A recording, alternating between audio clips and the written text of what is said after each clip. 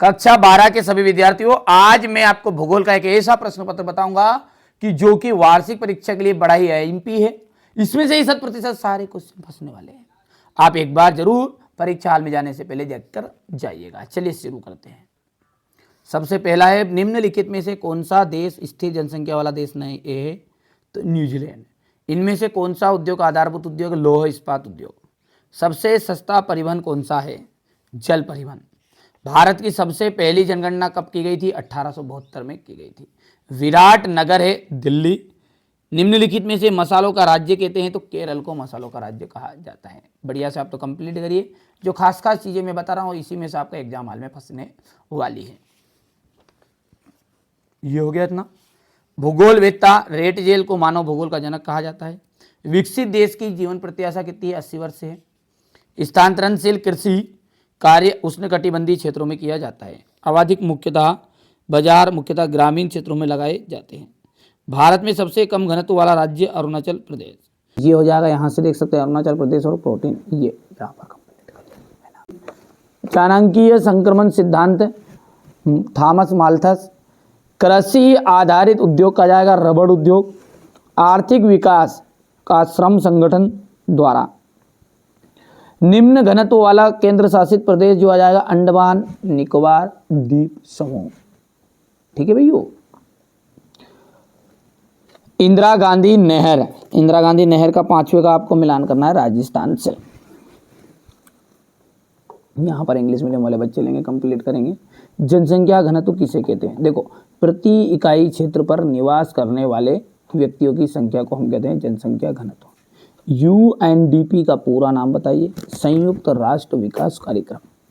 जनगणना 2011 के अनुसार भारत का घनत्व कितना है? 382 प्रति व्यक्ति किलोमीटर।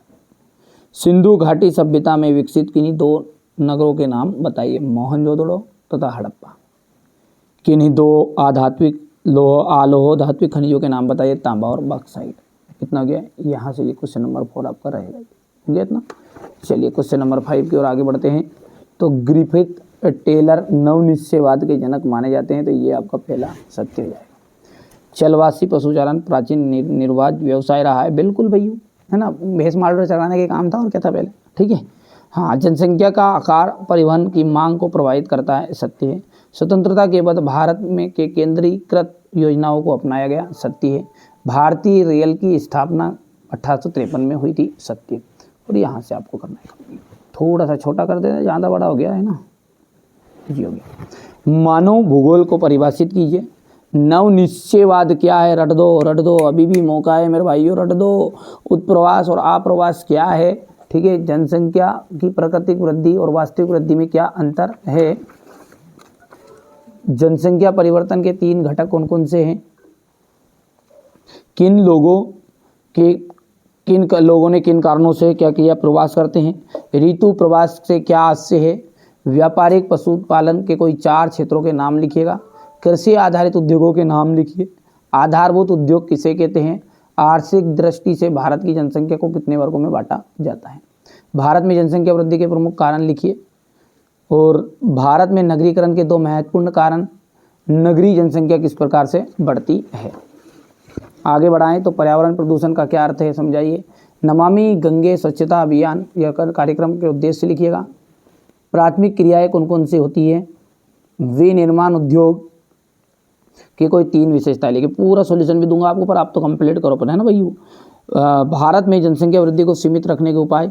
भारत जनसंख्या के वितरण और घनत्व को प्रभावित करने वाले कारक। प्रतिभूमि क्या है? इसके प्रकारों को बढ़ाइए। प्राकृतिक गैस के उपयोग लिखिए। चलवासी पशुचारण और वाणिज्य पशुपालन में अंतर। अंतर्राष्ट्रीय व्यापार के आधारों का वर्णन कीजिए कोई 3। भारतीय कृषि कितने प्रकार लिखिएगा। यहाँ से ये आपका अथवा वाला है। ये क्वेश्चन नंबर 19 है, ये इसका अथवा यहाँ पर